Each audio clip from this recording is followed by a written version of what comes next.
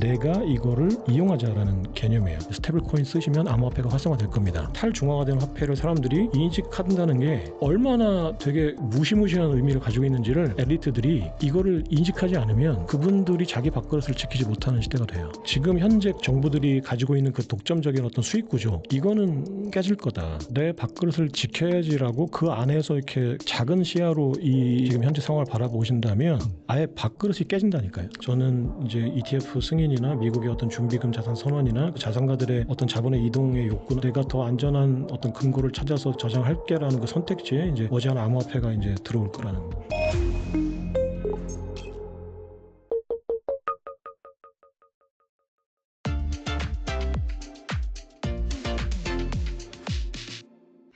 그리고 주요국들이 스테이블 코인 그 제도화에 나선 가운데 한국은 그 제자리 논의만 지속적인 상황입니다. 뭐 최근에 이창용 총재가 발표를 했는데 뭐 정부랑 스테이블 코인 뭐 발행 얘기하고 있다.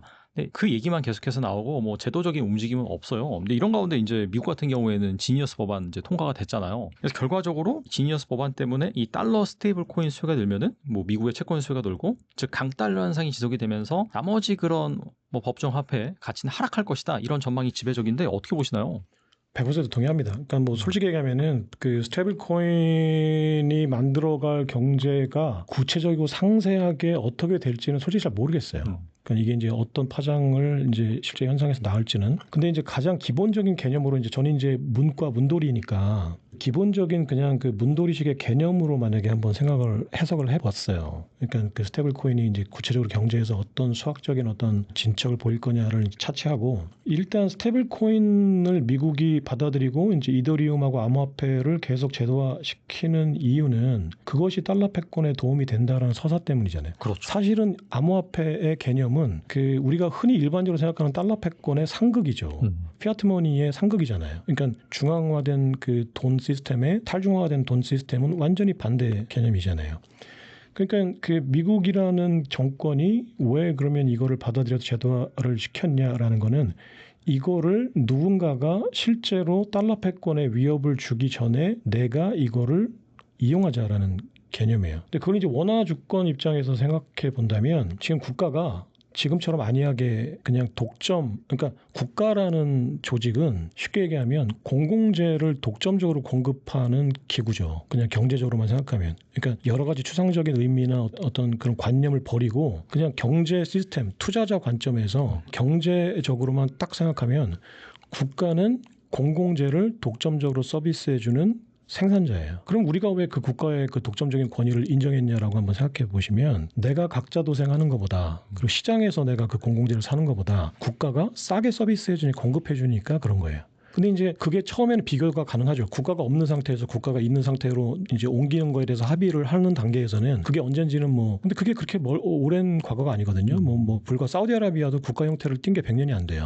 그러니까 그럼 이제 뭐 중세에서 뭐 우리나라도 그렇고 이제 중세 국가 뭐 고대 국가에서부터 국가라는 개념은 계속 있어왔지만 사실은 근대 국가 개념을 가지고 이제 어떤 사회계약적인 개념에서의 국가는 불과 몇백 년이 안 되거든요. 영국만 해도. 그럼 사회계약적인 관점 초창기에 국가라는 공적 서비스의 권한을 우리가 왜 줬냐라고 하면 화폐도 마찬가지예요. 내가 지금 금생업자들이 만들어내는 그 금화를 쓰고 은화를 쓰는 것보다 국가가 주조하는 돈을 쓰는 게 싸니까 그런 거예요. 금생업자들한테 화폐를 샀더니 함량도 속이고 뭐 옆에 있는 톱니바퀴 잘라가지고 뭐 만들고 또 심지어는 금도 아니고 막 이렇잖아요. 불순물도 많이 썼고. 그럼 내가 비용을 많이 들이는 거예요. 믿을 수가 없고. 그럼 그걸 이제 믿을 수 있는 단계의 어떤 화폐를 구하려고 보니까 자꾸 이제 비용이 많이 들죠.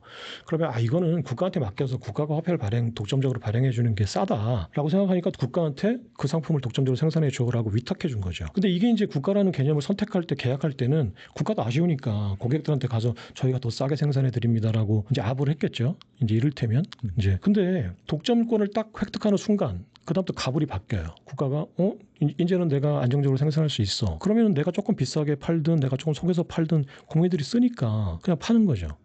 근데 지금 현재 가만히 한번 생각해 보세요. 국가가 화폐 시스템을 독점적으로 생산하는 게 비용이 싼 건가? 네. 그 비용은 두 가지로 생각하시면 돼요. 첫 번째 공식적으로 가시적인 비용이 있는데 그게 세금이죠. 내가 국가한테 네가 저기 치안 담당해주고 안보 담당해주고 외교 담당해주고 화폐 독점적으로 생산해서 내가 갑정근로소득세 지금 17% 낼게 하고 냈어요. 그럼 예를 들어서 뭐 1억 버는 사람이 예를 들어서 뭐 연간 한 2천만 원 정도의 세금을 내고 공적 서비스를 내가 쓰고 있는 거잖아요. 근데 가만히 보니까 세금으로 2천만 원만 쓰는 줄 알았더니 인플레이션 때문에 한 5천만 원 쓰고 있는 거예요. 사람들이 잘 모르죠. 안 보이는 세금이니까. 그렇죠. 네. 그래서 사람들이 이제는 왜 내가 이렇게 뭔가 힘들지? 난 2천만 원 세금 내고 8천만 원이 지갑에 있는데 뭐 10년 전, 20년 전에 비해서 소득이 2배가 되는데 나 왜 이렇게 힘들어? 옛날에 소고기 먹던 거에 비해서 덜 먹는 것 같고. 그래서 고민하고 고민하다 보니까 인플레이션이라는 세금을 또 걷어가. 우리가 흔히 걷는 세금이란 거는 그 정부도 세금이라는 거에 딱 그 명세서에 얼마라고 찍히니까 더 많이 누군가 내게 되면 자꾸 따져봐요. 왜 저 사람 1억 버는데 나 5천만 원밖에 못 버는데 세금이 똑같아요. 그럼 저 사람이 더 많이 내야 되잖아요. 이게 뭔가 맞는 얘기였잖아요. 사실은 맞는 얘기라고 할 수 없잖아요. 어쨌거나 그러니까 돈을 많이 버는 사람이 비례해서 더 많이 내든 누진해서 더 많이 내든 더 많이 내요. 그러니까 이제 덜 버는 사람들도 불만이 없죠. 많이 버는 사람은 조금 불만이긴 하지만 소수니까 그걸 바꿀 수가 없어요. 민주주의 다수결이니까. 네. 근데 인플레이션은 반대예요. 구매력을 뺏어가는데 예를 들어서 그 세금은 누진세 비례세라는 게 있는데 인플레이션은 똑같이 걷어가요. 구매력을. 그렇죠. 그러니까 나는 100만 원 버는데 나한테도 50만 원 걷어가고 1억 버는 사람한테도 50만 원 걷어가. 그럼 상대적으로 내가 더 많이 내는 기분이 들잖아요. 그러니까 인플레이션이라는 비용은 가난할수록 훨씬 더 많이 내요. 그러면 이제 가난한 사람들이 다 주잖아요. 99%잖아요. 지금 미국 같은 경우에. 그러면은 지금 국가가 발행하는 그 화폐 제도가 내가 지금 싸게 이용하고 있는 게 맞아? 라는 생각을 해요. 그러면은 옛날에 계약서를 썼잖아요. 그 저기 사회계획론, 홉스의 사회계획론대로 리바이던을 만들어서 자, 계약서 씁니다. 당신이 화폐를 만들어주는 게 금세공업자들이 나를 막 속이고 하는 것보다는 싸니까 내가 계약서에 도장 찍어줬어요. 근데 가만히 보니까 네가 더 많이 걷어가는데 이제는 네가 나를 속이고 있는데 이제 독점권을 주니까 이제 그 횡포를 부리는데 야, 그럼 계약서를 바꾸자. 아니면은 나 다른 사람한테 그럼 화폐를 살게. 이렇게 되잖아요. 근데 그게 국가라는 게 이제 통치 권력이고 또 이제 어떤 공권력이 있으니까 그거를 일적으로 막을 수는 있겠죠. 화폐? 그래? 너 어떤 화폐를 쓸 건데? 저 원화밖에 없잖아. 아니야. 스테이블 코인도 있어. 근데 가만히 보니까 그게 더 비용이 싸. 너 지금 원화 가지고 내가 미국에 있는 애한테 성공하려고 보니까 뭐 환전해야 되고 뭐 시프트 이용해야 되고 뭐 5% 비용을 물고 또 국내에서도 보니까 네가 자꾸 인플레이션으로 그 한국은행이 돈 많이 찍어내가지고 내가 지금 힘든데 스테이블 코인 쓰면은 0.1% 수수료 내야 되고 그러니까 대체제가 있잖아요. 그럼 전부터 물어볼 거예요. 네가 더 싸니까 내가 쓴 거지. 왜 네가 그 만드는 화폐를 써야 되지? 왜 네가 만드는 그러면 등기 공적 서비스를 다 이용해야 되지? 왜냐면 그게 지금 인증제도도 네이버 인증이 훨씬 더 편하고 그 카카오 인증이 편하잖아요. 그 민간 인증이. 그럼 네가 서비스해주는 그 공적 서비스를 네가 독점해야 될 이유를 한번 얘기해봐. 한번 들어보자. 더 싸게 공급해줄 수 있는 애들 얼마든지 있는데 이제 이런 시대가 됐잖아요.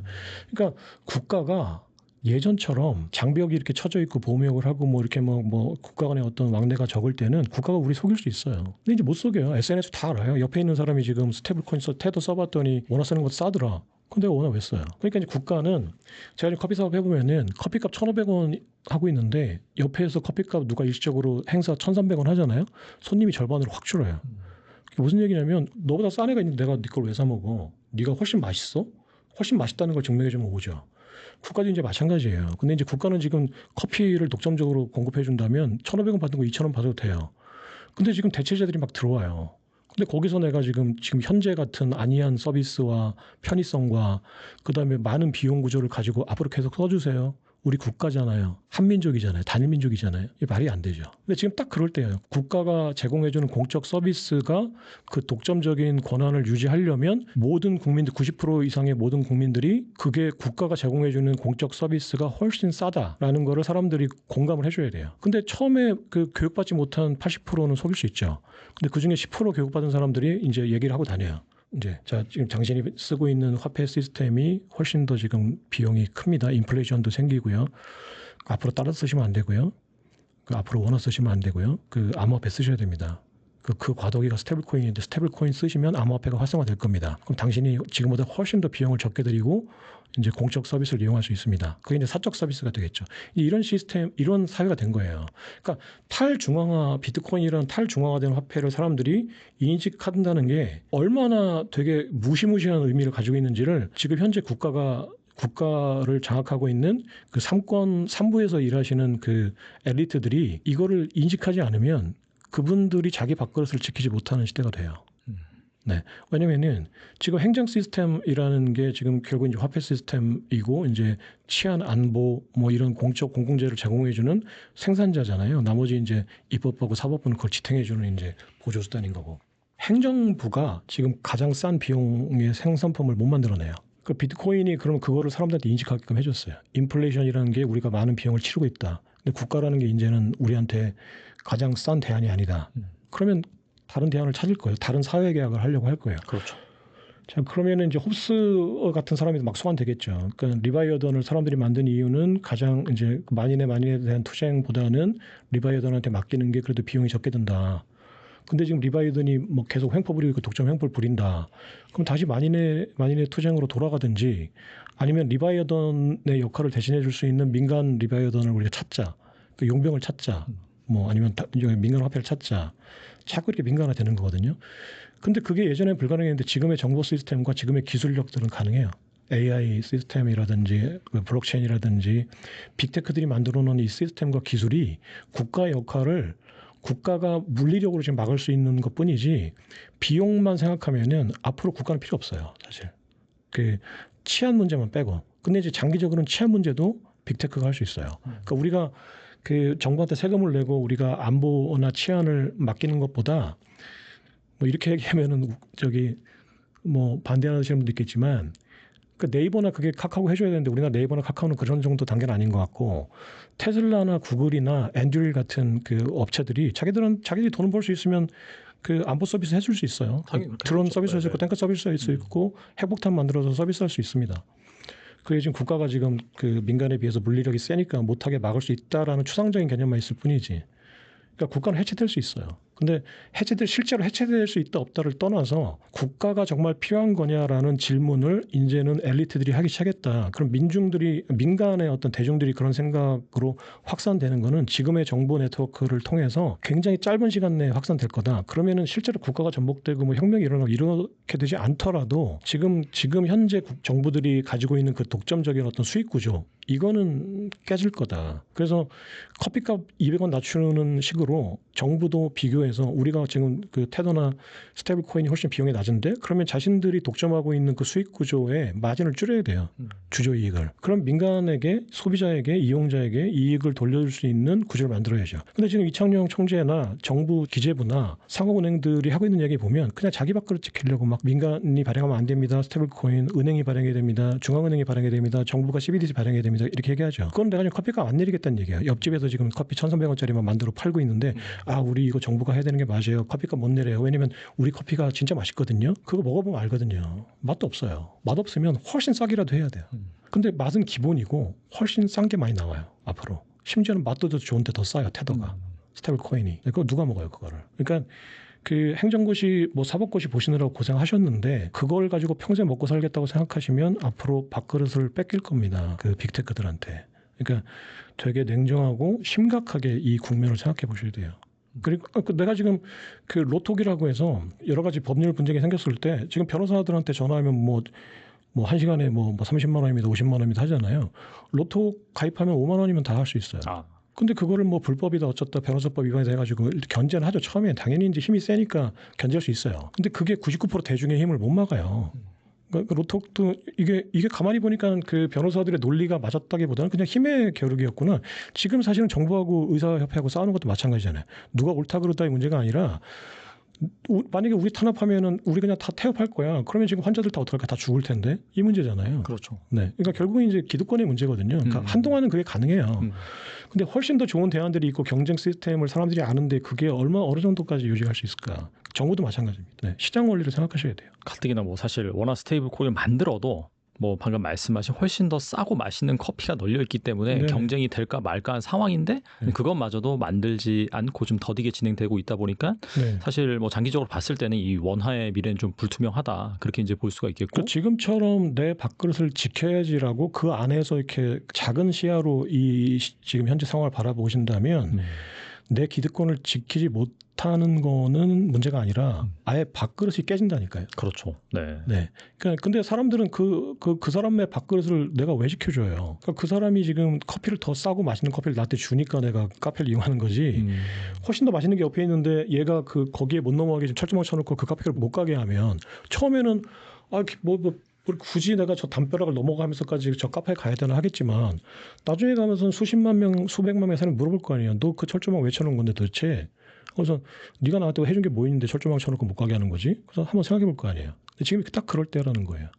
싼 커피가 옆에 있는데 철조망 쳐놓고 있는 거죠. 근데 그게 스테이블코인 들어오고 하면 이제 철조망 바로 앞에 이제 훨씬 더 싸고 맛있는 커피가 있는데 내가 손을 뻗으면 닿을 것 같은데 자꾸 못 가게 해.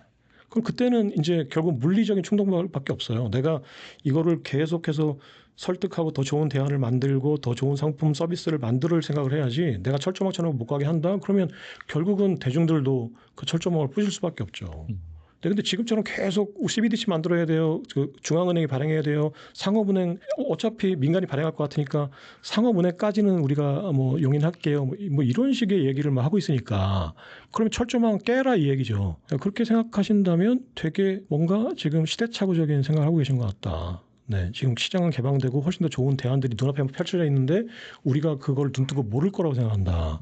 우리를 일반 소비자들을 바보로 하는 거죠. 그러면 이거는 이제 자존감의 문제기도 하고 경제적인 문제기도 해요. 이걸 누가 참겠어요? 그러니까 국가는 지금 상태에서 수정되거나 보완되지 않으면 해체된다라는 거예요.